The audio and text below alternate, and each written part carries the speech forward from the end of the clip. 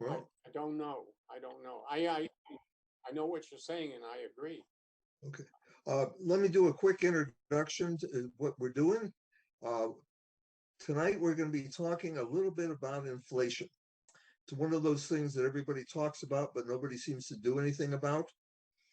Um, Certainly in the political contest that's going on right now, we resolved hopefully in early November. One of the key issues is inflation. I'm sorry. Resolved. Resolved. We'll see. Uh, is inflation, and it's affecting everybody. When right now everybody's saying inflation is bad. Uh, why it's happening, hopefully we will spend a little time discussing. But more importantly, I'd like to find out what we think are things that could be done to improve the situation, not only long term, but very quickly. Because if nothing else, people are voting now, literally voting now. And what they're voting with their pocketbooks. They're going to the store, they're going to the gas station, and everything's really high. What can we do quickly and hopefully permanently, but that's unlikely, to improve the situation? So that's essentially the question that's going to the panel. And I sort of did my primary presentation. What does everybody else think? I just wanted to add one thing in there that my opinion is that no matter who takes over the Congress, I don't know whether there are any measures. Let us say Republicans are in charge, there will be something they could immediately do to immediately give us so much relief from this inflation. Long term, maybe, but short term, I don't see anything. And that, Yeah, I agree. I'll throw out something that they could do. I'm sorry, you don't agree. Chuck, go. Don't agree. I think the first thing we should do is get rid of President Biden, but obviously we can't do that. So we need to elect as many Republicans throughout the country as we possibly can, and then we need to restart these oils, get the oil energy system going. That's in a major impact, I believe, throughout the whole economy. And then we should be able to put some spending breaks on these programs. Bravo. That Biden himself signed off on some of these, from the student loan program to these American Rescue Plan, all these millions and billions and trillions of dollars that were spent. And then we need to stop printing more and more money, like a recklessness that we're doing. That's where I would first start. Let me just address that. The first thing is the government doesn't print the money, the Fed does. Well, you can use that word, but the Fed's, that's true. But the Fed would not be printing the money if the government wasn't supporting that. I can't believe that would be the case. That's naive. I'm sorry. That's naive. Naive. The Fed does. So the Fed Reserve. Fed interfaces. Fed Reserve is on their own. They can print the money without the okay of the government. Is that what you're saying? Yes. Absolutely. It's an independent agency. That's factual. People who are in the Federal Reserve. But if the need is there, I can't imagine that they would stop printing if the people, whoever they are that are responsible for requesting, I can't imagine that they would stop or not supply some of the money, or at least. Do you understand that the Fed has a checkbook, and when they write a check, there's nothing in the checkbook. They just give that check to banks, who then lend out 10 times as much. Right. So the Fed creates the money. The Fed creates the money. It's not the So US. the Fed is not, the Fed is not held accountable by anybody. They're totally on their own. Is that what you're Yes. saying? Yes, Yes, they are. That's the way it was created. it was created that way to avoid having monetary policy under the control of whatever party happened to be in power in any particular moment. They were supposed to look at, as a matter of fact, they were chartered to try to control inflation, which is kind of interesting because that's what we're talking about now. They're spending monies that they don't have actually. But that's the bank. That's what a bank does. The Fed has a checkbook with nothing in it. Right, They write a check for $50 billion and give it to the banks. right. And the banks turn that $50 billion into $500 billion. That's how it works. Right. But the Fed is a bank. A bank lends money, and because of what happened in the 1930s, they were required to have certain reserves to cover what they've lent out. But basically, they lend money, and the money that they lend gets deposited back into the bank. Looking at is the national debt. It keeps increasing. Congress keeps spending, or the president keeps spending. This is one of the issues now, political issues, serious Right. political issues that the Republicans are. Go ahead. I'm sorry. That's true. And then the Fed gives them Supplies them the supplies money. them that money. But it's all it's not So- backed, so it's not it's- backed up by The Fed doesn't supply the money. When the federal government spends money, Right, the money they get is given to them by them selling treasury bonds. right. They're just like any other business. Chuck, you were in business. Pat, you were in business. You went to the bank and you borrowed money so that you could do what you needed to do now instead of waiting until such time as you actually generate enough profits. The Fed works the same way. They say, they tell the banks, come and borrow money from us if you need it, and we'll charge you X amount for that money. During the last 10 years or so, well, not 10 years, let's say about 5 years, the Fed was saying, come and borrow money, we won't charge you anything. Zero. So you can now lend it to corporations or individuals to buy a house or whatever at very low rates, which will encourage people to go ahead and borrow it. And that's where the money came from. So the national debt is the result of the individual. No. no, the national They, debt they, is government. the Yeah. government spent money. I mean, you're right that there's a lot of money being spent. Right, We can argue about whether that's really considered national debt or not. For example, Social Security is actually no different than going down to Hartford and buying a pension. You're paying the money, and then later you're going to take it out.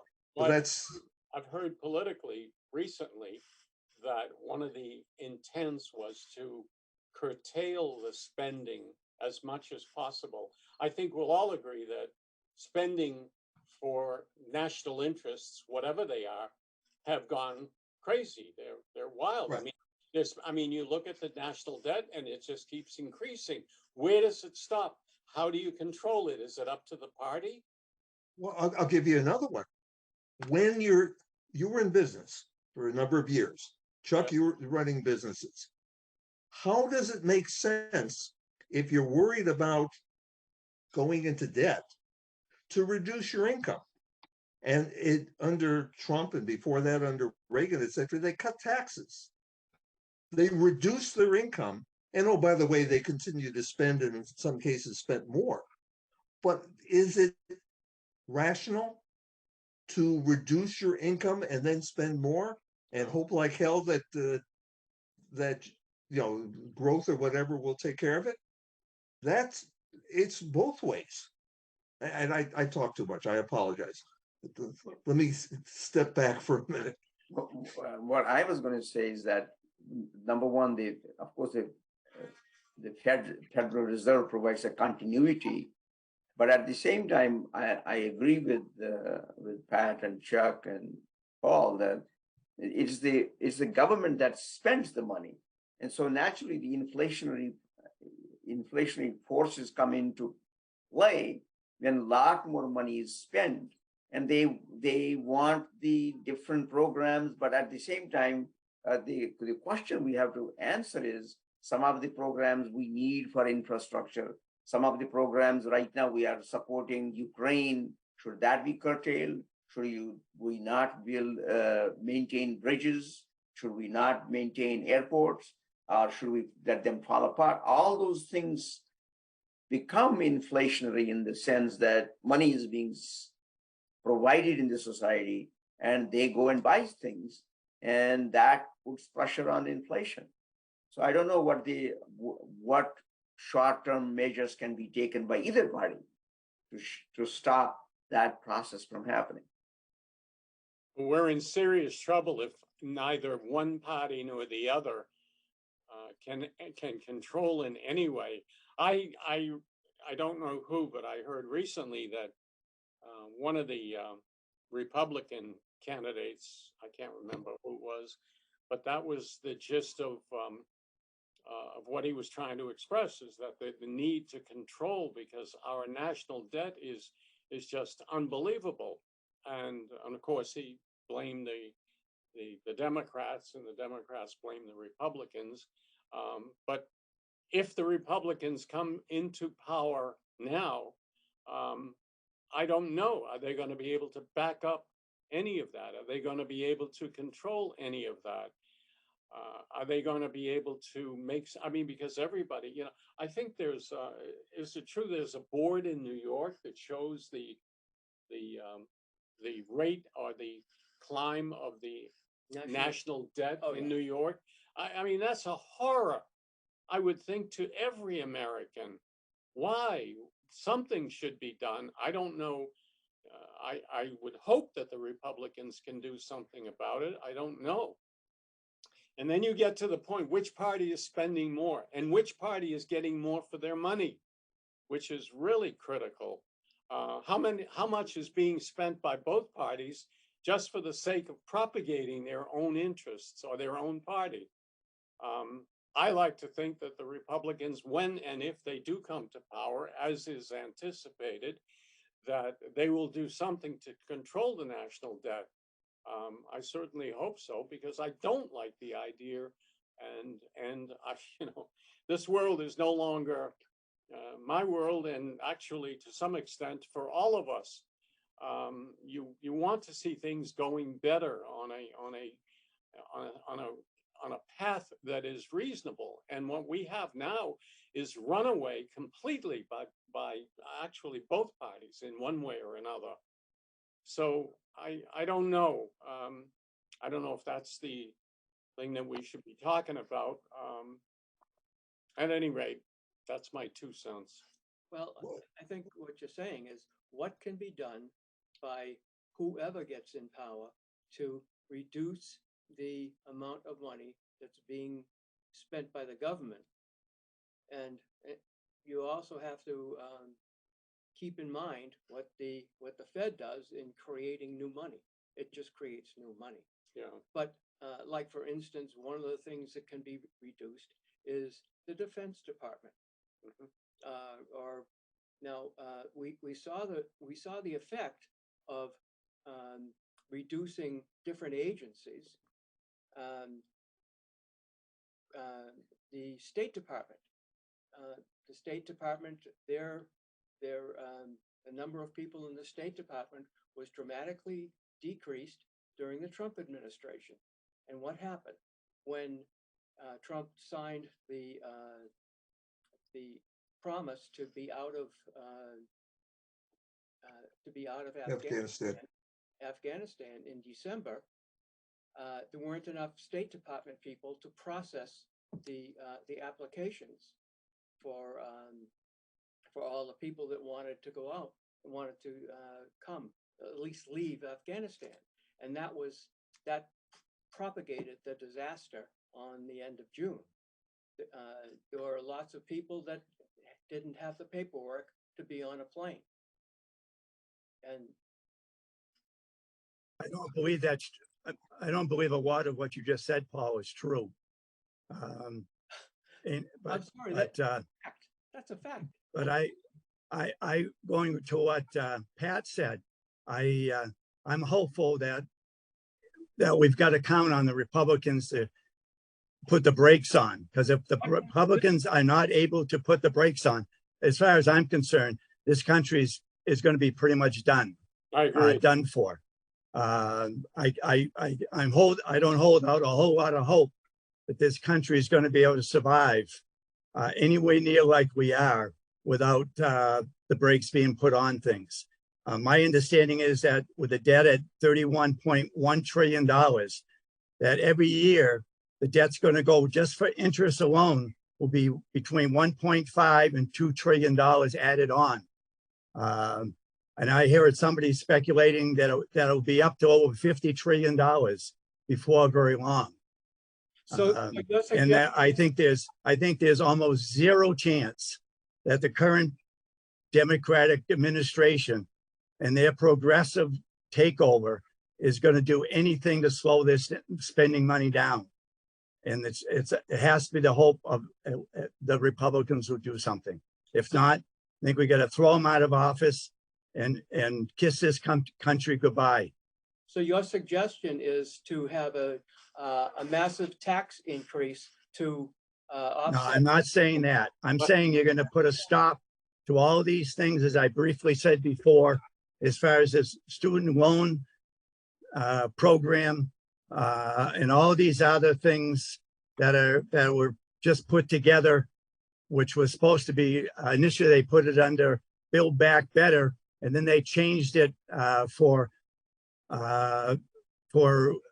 reasons to make it sound better, and made it the Inflation Reduction Act. It's not reducing the inflation. It's a big who we trying to fool? So they've got to put the brakes on a lot of these things that aren't needed right now, or could be handled in a better way. Yeah. I have a question for you, and it's a binary choice. There shouldn't be a binary choice, but just for the purpose of discussion, there is.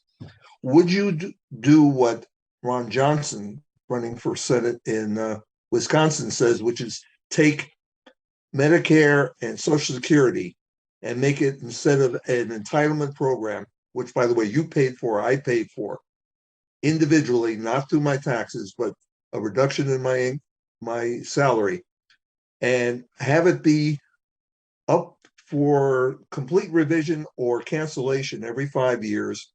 Or would you, on the other side, increase the taxes on the wealthy, essentially get rid of the Trump tax cuts, which, by the way, are up for renewal in a few years, thereby increasing the amount of money? By increasing the amount of income, they're reducing the deficit that way. Which, if you had a choice of one or two, which would you think is better and why? Let me just ask you a quick question, Bob. Did you personally hear Ron Johnson say that? Or did you hear somebody else rephrase what he supposedly said?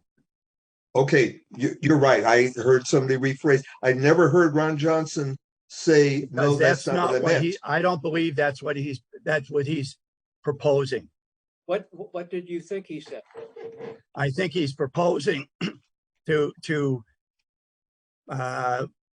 keep the programs as it is for people who are already at that age, and institute an option to get into a different type of program where you contribute to it and so forth. I can't remember all the details, but I believe that's more what he's looking for, to give the younger generation of people a different option to be able to. So you want it to be a private program? Not exclusive. Possibly. I don't know. I don't know all the details on it. But I think all I'm trying to say is I believe that he's separating. He's not all of a sudden going to change what we all may have and reduce it. He's doing it in two different steps. That's what I believe he's looking to do. So, If so, I- so I- essentially, the question is between the two. In other words, if we don't do something now, here and now, then I can't imagine that the country will not run into more severe problems. I'm talking about a separation of the two parties to the extent where the country is. I mean, I've already heard discussion about certain states that want to go out on their own. I'm sure you've heard it too. You know, all of these things come into play. We've got to find ways to bring it together, to minimize the debt, to address, and this whole concept of futurism, I know is important, but I think too much is being paid to it. And I think it's costing a lot of money in so many different ways. But anyway, I don't know. Go ahead. Very quickly, I just looked up, Googled the thing about Ron Johnson. He on the Regular Joe show, it's a podcast, said, and I quote, if you qualify for the entitlement, you just get it no matter what the cost. And our problem in this country is that more than 70% of our federal budget, of our federal spending, is all mandatory spending. It's an automatic pilot. You just don't do proper oversight. You don't get in there and fix the programs going bankrupt. It's just an automatic pilot. And that was the quote. And he was talking about Medicare and Social Security. So this is a quote rather than I hearing Joe Schmo say something. This is what he said on this particular podcast. But What do you didn't, huh? What do you take from that? What I take from that is that he is concentrating on spending that I have paid for. I bought an annuity. By the way, I did buy an annuity from a company, and I spent some money. It was a miserable investment, as it turned out, but I did it at the time because it made sense. And I bought my Social Security benefits through working for the better part of 40 years. If the Hartford, I don't think I bought it from the Hartford. I'm just going to use that as a convenient name. Had their board of directors say, you know what, we're going to look at all the annuities that everybody bought, and we're going to reevaluate and see if they make sense from the Hartford's point of view, as opposed to the person who spent the money to buy the annuity. I would be pretty upset. I think we all would be. And at least some of us are, in fact, getting Social Security now. And that's a meaningful part of our income.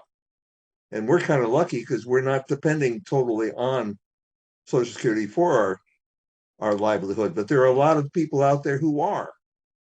And if every couple of years somebody says, the US government can't afford to give you this money, so we're just going to reduce the amount, which, by the way, could happen anyway if we don't do something about the funding of Social Security. But let's pretend for the moment that that's not an issue. I think people would be legitimately upset because everything. I agree with that also. I agree with people would be upset. Yeah. Do they have a right to be? Is that the solution to the problem? It's according to Ron Johnson, and I have no reason to doubt him. 70% of 70% of the money that is spent by the government is entitlements. The vast majority of that is Social Security and Medicare. But the Social Security and Medicare are things I paid for. I didn't hear you say that. I didn't hear in what you were reading that he said that the current benefits should be reduced. What he said was, if you qualify, you get it no matter what the cost. So Right. what he's essentially saying, my understanding, and maybe he didn't mean that, but my understanding of that is that the government should look and say, can we afford, even though you gave us all this money for this specific legal purpose, can we afford to continue to fund this? That's He logical. said whatever the cost to make it happen. I don't think he's saying that he's going to reduce it. He's saying you qualify, you just get it no matter what the cost. And he said The cost of the money that it's got to be paid out, not the cost to the individual. No, the cost of the money to be paid out. And what he said was we ought to turn so that we've got to find a way to take care of those people that are on that some way or other. So there may have to be some adjustments to the way that money is raised. So the amount of time that people have to pay for on their earnings, that threshold maybe have to be raised as one example. Okay, and it's been done in the past. That's not what he was saying. It will have to be done again. Well, and by the way, I agree with you. We had a couple of months ago, we had a show on that, and I totally agree with that. We need to adjust the amount that we're collecting. We need to adjust when it's paid out. All of that, I'm in total agreement with you. But if I had a choice between doing that, and I don't think this is really a choice, but I'm taking the Republican talking points and Ron Johnson's talking points. If I had a choice between taking money out of the mouths, out of the pockets of people who are depending upon it, or taking back some of the benefits that we've given to the ultra wealthy, I would go taking the money from the ultra wealthy, because I don't think they've contributed. I don't think the country has gotten the benefit that we paid for. We were supposed to increase investment in the United States.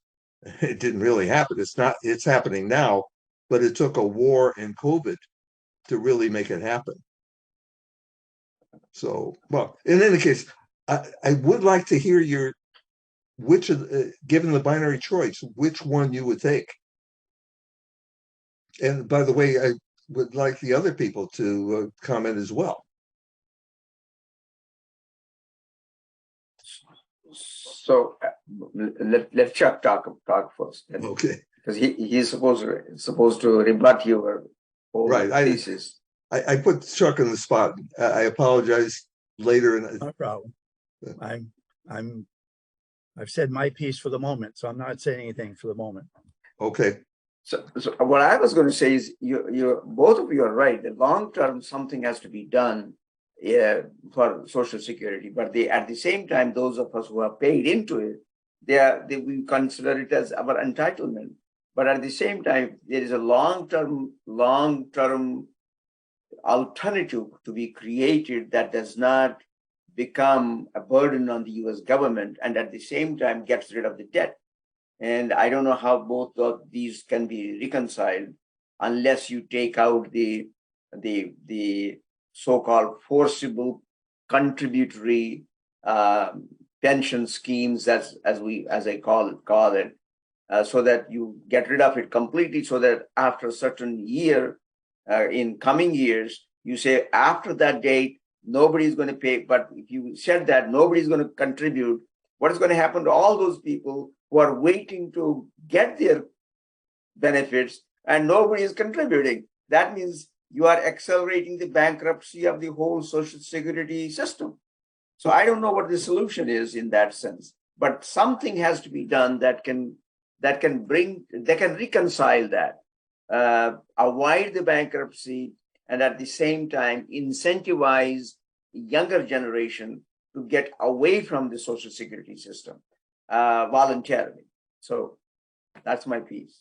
Well, I mean, there's a way to take your date. Let's say arbitrarily that nobody's going to contribute after such and such a date. Yes. Let's say 10 years from today. Everybody who's contributed during that 10 years will either be part of the system or get their money back. Mm-hmm. Where does that money come from? The Treasury, Yes. because that's the only place it could possibly come from. Is that a good thing? In the 1930s, Social Security was actually the initial Social Security was established in Germany in the 1890s, but in the 1930s it was established in the United States because suddenly there were people, old people, starving, literally starving, because they couldn't get a job. There was no jobs to be had, much less for them, and they needed to eat. They needed a place to sleep, etc. So what is the alternative? Well, we've seen what the alternative was in the 30s. Now, admittedly, the 30s was a drastic situation. Mhm. May it never happen again. But I don't know about the rest of you. I can go back in time and find things almost as bad in US history every 20, 30, 40 years. So if we're not going to allow that to happen, then what? And inflation is bad, without question. I mean, we haven't even talked about petroleum. And in fact, it's kind of interesting. Gas prices in the United States are really, really high, without question.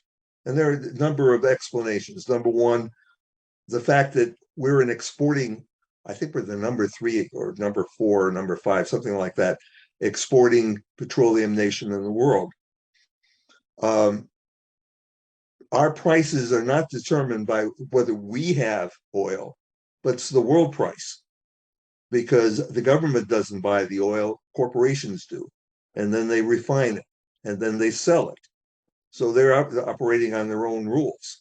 Number two, interestingly enough, when Biden said, I'm going to empty out the strategic reserve to stabilize and reduce the price of oil, you know what happened to that oil? It got shipped to Europe. Why? Because And U.S. China. And China. And some of it went to China.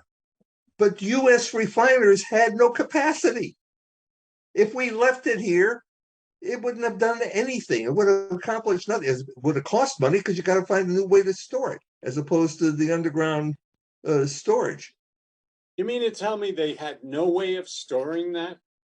Once they pumped it out of the strategic reserve, But I they mean, could what have either they put done it in on the it. past? They've Huh? been extracting oil for a century, really. I mean, I'm sorry. where did they put it? Where has it been before?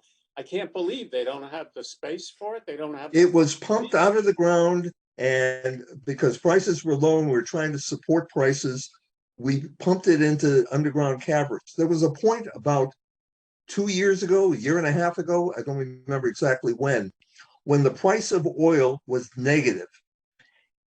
They couldn't sell the oil. So they had to rent tankers, which were steaming around in the ocean because there was no place to put all this oil because there was nobody. They couldn't sell it. Once they refined it, they couldn't sell it. So for a short period of time, there was a negative spot price for oil. Yeah, I can understand that for a short period of time. Right. Sure, it could happen. Yeah. And But I mean, how there did that? must be some government plan. There must be some coordination between the people that pull the oil out and those who have responsibility for storing it. There must be communication of some kind between them. They're mean, different people that- corporations. Pardon They're me? not the U.S. government. They're not the Russian government. They're not the Chinese No, government. They're U.S. corporate. But I mean, you're pulling it Yeah. out of the ground, it has to go somewhere. Yeah. I can't quite envision taking it out of the ground, having no place to put it. It just doesn't make sense. So you put it on tankers and let them run It around. happened for a short period of time, but it happened. Hmm.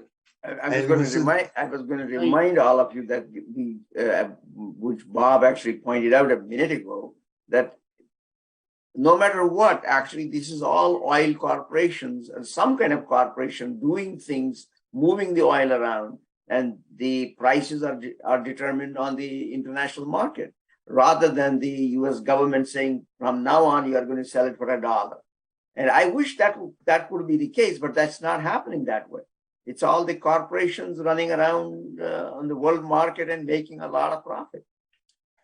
And by the way, all that profits are also run by the speculators who are sitting in maybe London or New York.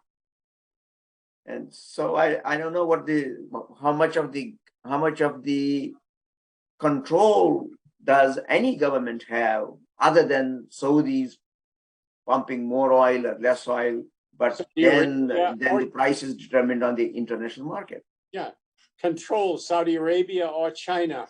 No, Maybe that's the answer. Our desire to be a country of freedom and the ability of institutions such as the oil companies to be able to, in China, that I don't imagine that would happen.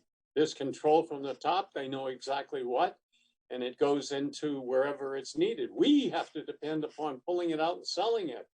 You know, in other words, it's a completely different system. And I don't know, ours is a little bit more idealistic. We have to depend on, to some extent, we have to depend on corporations being reasonable and honorable. I don't think that happens in China. They're told what. Somebody at the top is telling them what, how much and where it goes. I really don't know. But I don't know what the price of, Bob would probably know, or Chuck, what is the price of a gallon of gas in China? Yeah. I forgot, actually. I was in China, but I forgot.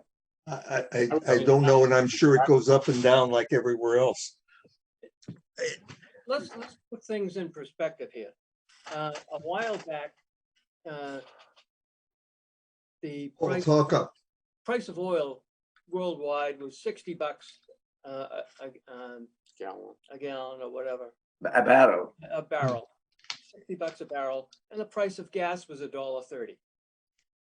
And let's say right now it's at $120, which is twice as big as 60, and that would make a gallon of gasoline $2.70, not $3.50.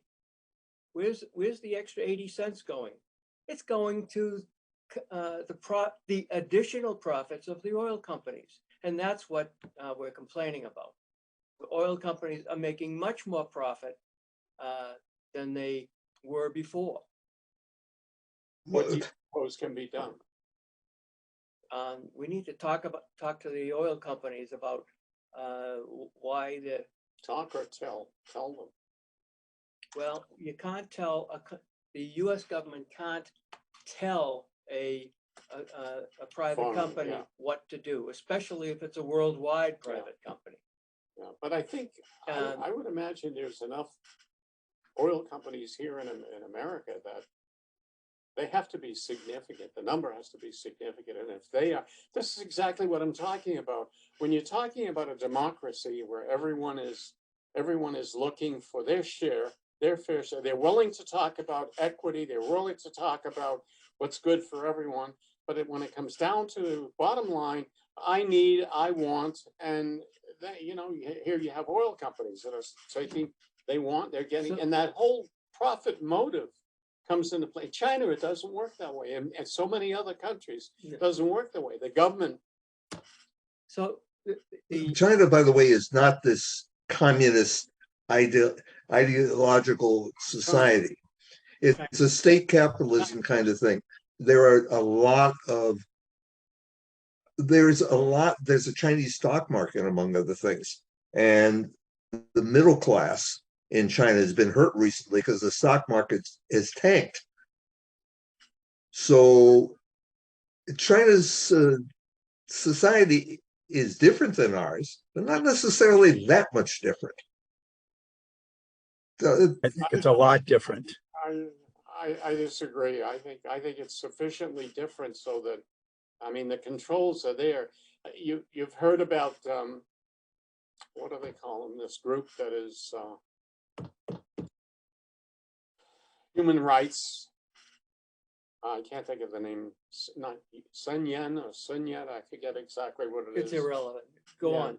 At any rate, I think there's sufficient difference. I think the controls in China are such that they can organize how much comes out of the ground, how much they're going to buy. and they set the prices for the most part. I'm sure they run into their problems too. In America, it's completely different.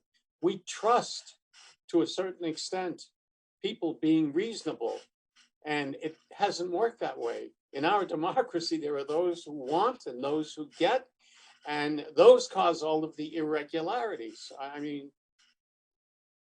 Are you suggesting then that we change adopt the controls that however, China, or that you feel China has? worry about the future. I seriously worry about the future because I think there has been too much difference, too much.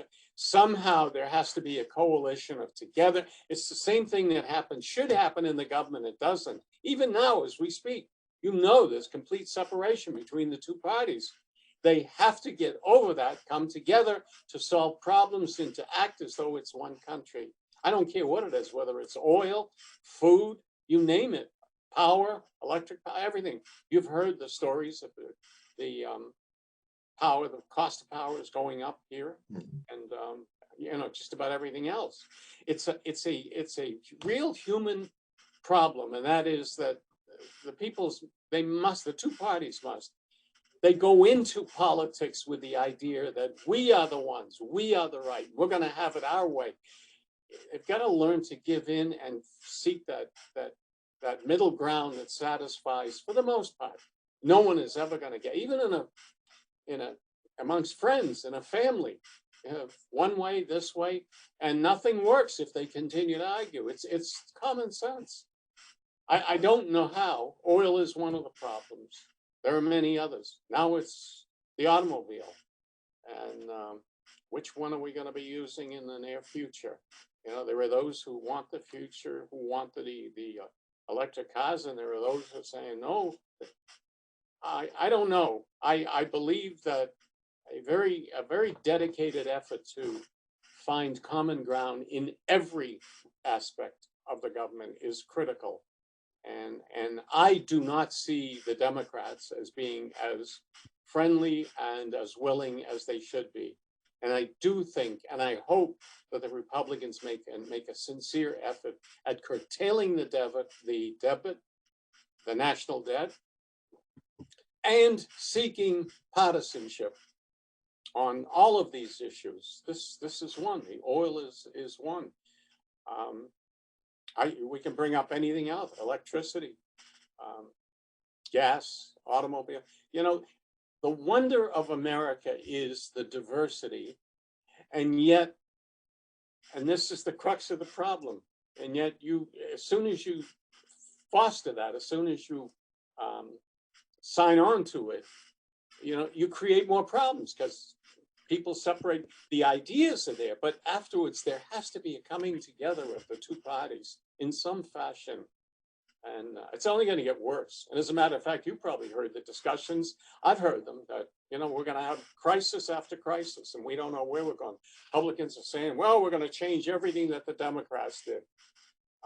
I don't. You want that separation, and yet you want people who are willing. And the other thing that bothers me is that every damn person in government is wealthy. There are no poor people. They go in poor and they're all wealthy. Every one of them. That's wrong. It's absolutely wrong. It's not service to the country. It's service to you yourself, your individual. And that's very, very bad. And I don't know how. And we can talk until the cows come home, but unless the country can somehow, there has to be some individual or maybe a party, individual, someone who make Americans realize that they've got to come together in order to solve these problems. We can discuss them until the cows come home. I worry, I really do. I'm older than probably all of you, and I can see it. I can remember what it was like. I went through all of it, and I really worry and I shouldn't. I should, you know, I'm not going to be around that long. You people worry about it. So anyway, all of us have to find common ground, and we have to get out there and stand on the corner and point to everyone who is disagreeable and say, look, let's try it this way. And that other person has to say, okay, I'll give it a whirl. The opposite is happening now.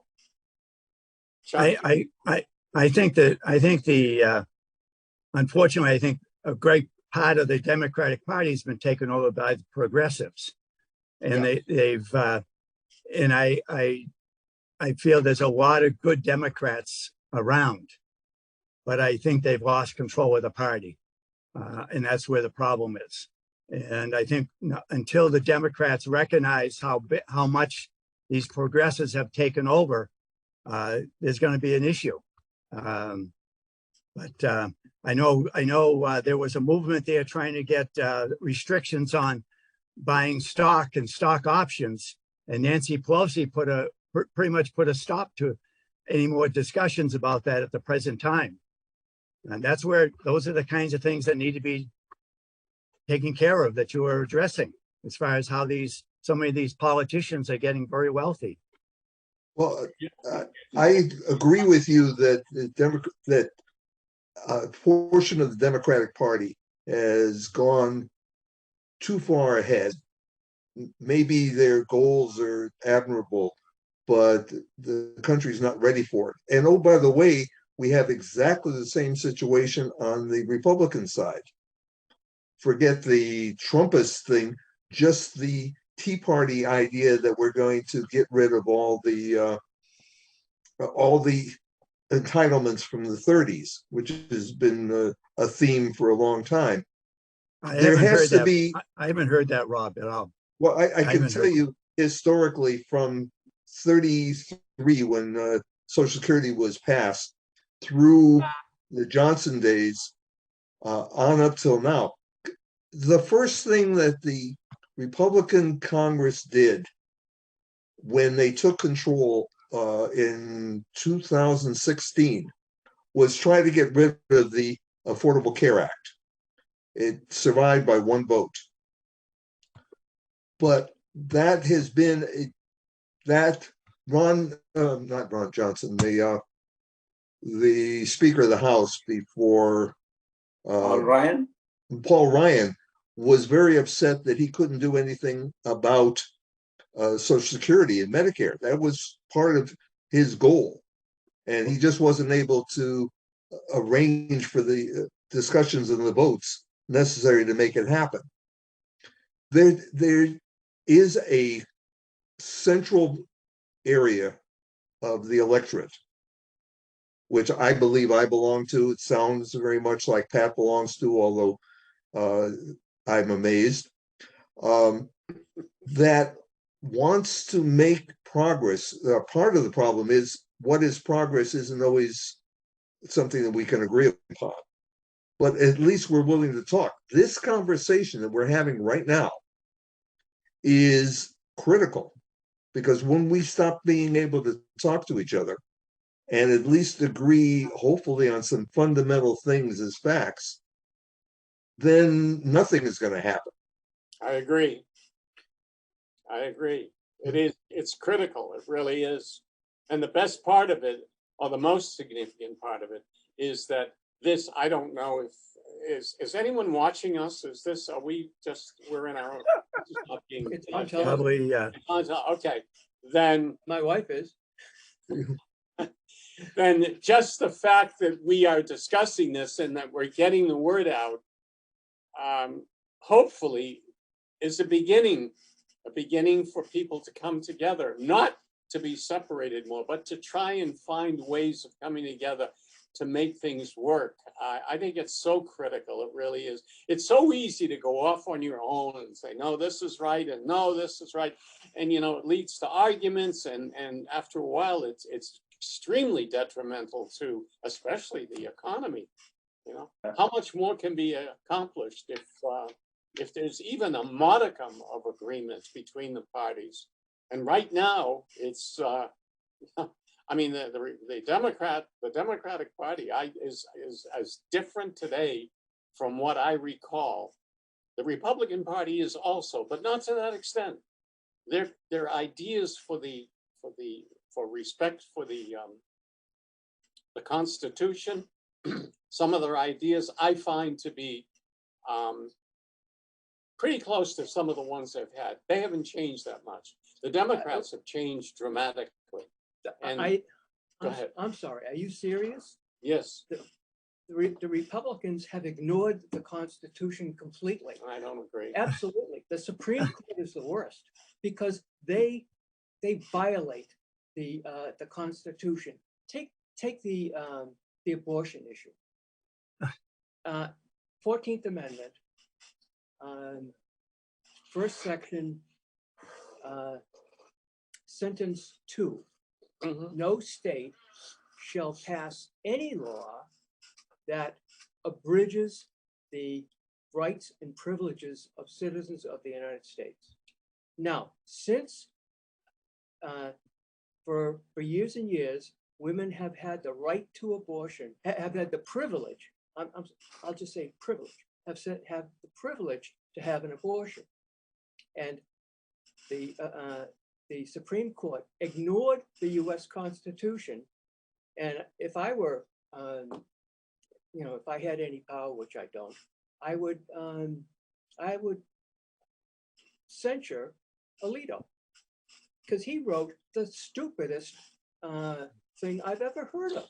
Can I just ask you one question? Go ahead. Yeah. I mean, he justified his position by talking about a 16th century witch that was burned to death at the stake, and Made no sense at all. yeah. Yeah. I mean, Do you agree? Do you personally agree with the killing of infants that are unborn? I am personally against. Yes or no? I am personally against abortion. Personally, I am against abortion. However, I base that on my Christian background. Now, there are millions of people who don't have that Christian background, and there are millions of Christians who don't believe anything that I believe in. So you're arguing that Alito did what he wasn't supposed to, even though They never should have. even though you agree with what his overall outcome was. No, I don't agree it. Well, you just told me that you don't agree with killing babies. I wouldn't agree to it if it had to be my wife. But there are lots of people who are not Christian and they're not bound by my beliefs. Mhm. No, the very Right. point is that if you honor your belief, you could very, very easily spread it to someone else and it would continue. It's human life, yes or no. It's as simple as that in my mind. If you want to kill it, and God, how many babies we have killed, who knows?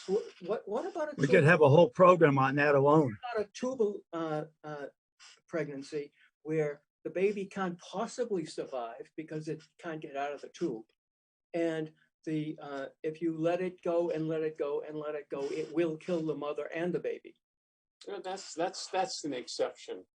That's not common. But that That's part. But that is what is prohibited in some states. Yeah, but I don't. Yeah, I don't. I can't, in some states, and I can't believe that you would have general policy based on that alone. What we're talking about, or at least what I'm talking about, rape is and incest. Rape and incest. That's Well, I think the other part of it that Paul really didn't get into was what you or I believe for myself should not govern what someone else is allowed to do. no, but you should have the right to profess it, as Paul just did. Yeah. And others, and you should also have the responsibility for seeking, if at all reason, and it depends on the issue, if at all reasonable, to find that ground where you can have most people come to it.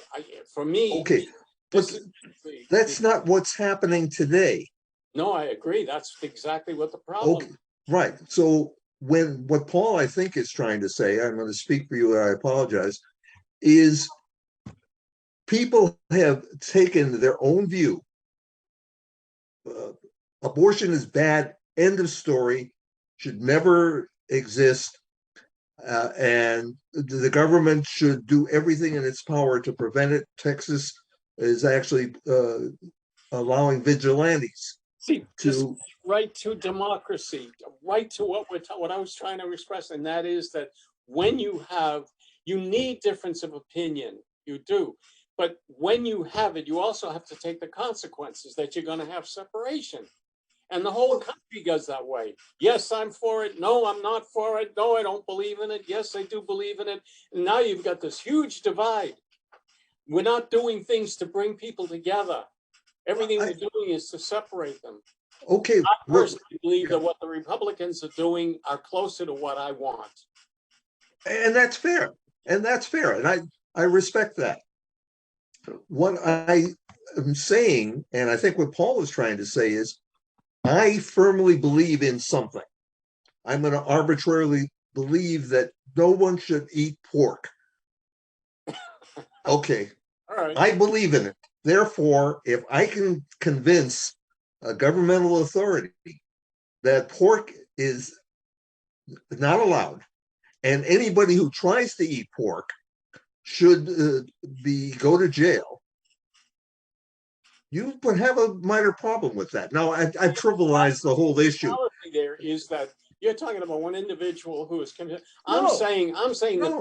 that the people themselves should understand and vote for, or should try to seek an understanding between the two extremes.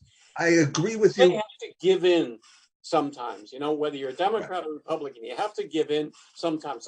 But the single most important thing is the unity of the country, the forward motion of the country, and the well-being of the people. Instead, you've got people who are making big money on oil, and those who believe in shooting. If you believe in babies being killed, bang, bang. If you don't, that's fine. I mean, the extremes are too strong. They should begin to look for. What about if I don't have this opinion, but what if I had the opinion that only white people deserve to vote? That's too segmented. What do you mean too segmented? It's too segmented. No. There are millions and millions of white people in the country. We could get along just fine. I wouldn't agree with that. I would say what you should say is that all of the people have the responsibility to vote the way we have it, which is good. Well, most people don't. Not most people, but a lot of people don't even bother to vote. That's what the Republicans believe. They're always trying to suppress the black vote. That's not true, Paul. I Always throw these things out there. I don't buy that, Paul. I mean, you got to look at some other news program other than the ones you watch, because they keep passing laws to make it difficult for black people to vote. That's not true. Absolutely. Can I promise to bring you? I will. I'll put it in your mailbox. The next copy of the paper that I get. Okay, I think it's absolutely superb. Sure. And I want you to be honest and read it as best you can, especially the political section, and then come back and tell me and repeat what you just said. I will put it in your box as soon as I get it, as soon as I've had a chance to look at it myself. As I'd like to just as we're closing this out, I think I just out of curiosity, a totally different subject. How many of you have you heard of a person by the name of John Gordon Meek, M-E-E-K? Have any of you heard of John Gordon? I've heard the name. I don't know. I don't know anything about it. He's a journalist that works for ABC.